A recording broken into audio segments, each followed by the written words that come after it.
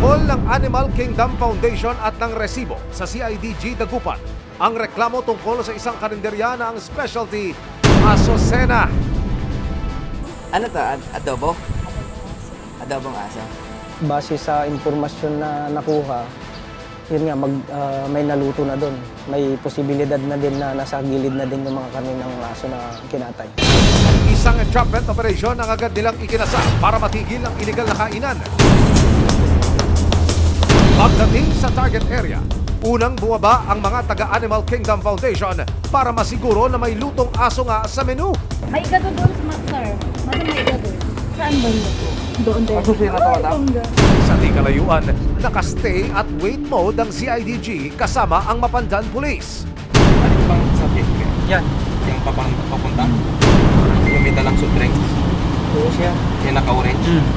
Sa kainan, positibong nakabili ang mga operatiba ng adobo at igado na aso. At sa hudyat ng asset, attack!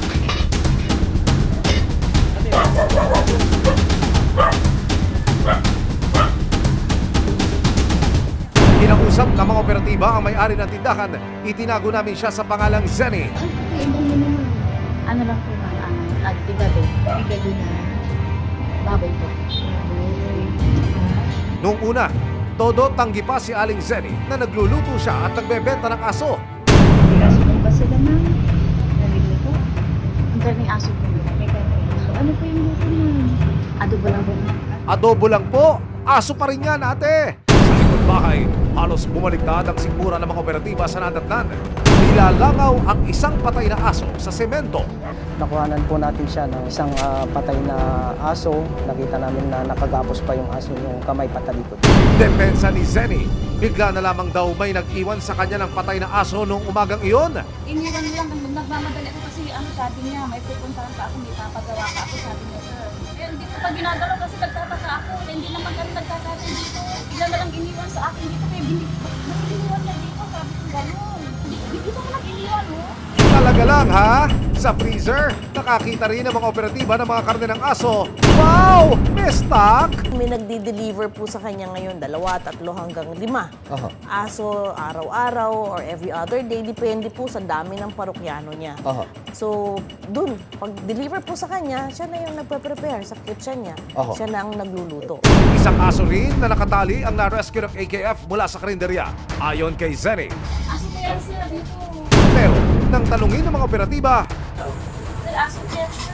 Magkakain yung aso ko to. Pero yung anong pangalan? Walang pangalan. Kasi nga, hindi ako magkakaroon ng aso.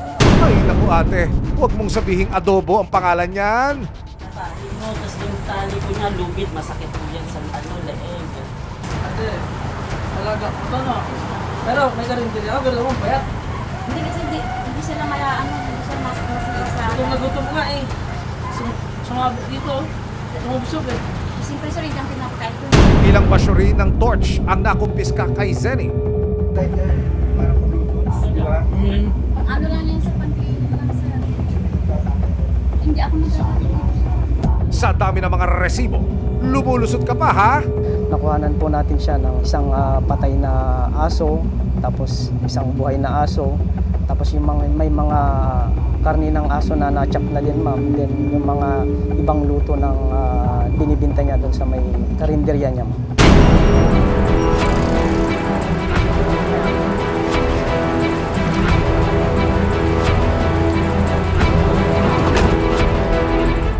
Idiniretso sa tanggapan ng CIDG Dagupan si Zenny. Paliwanag ni Zenny, dahil sa hirap ng buhay kaya nagawa niyang magbenta ng karne ng aso. Yung sa pagtitinda naman po kasi ma'am, alam ko may mga baboy, manok, pero ang liit-liit naman po kasi ng mukhaan ma'am.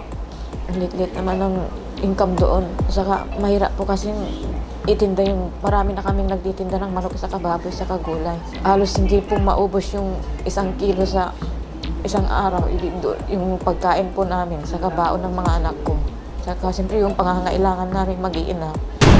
Sa investigasyon ng CIDG, lumalabas din na hindi ito ang unang beses na nahuli si Zenny. Bali sa record natin dito sa CIDG Dagupan, meron siyang record dito na case, same case po, since 2017.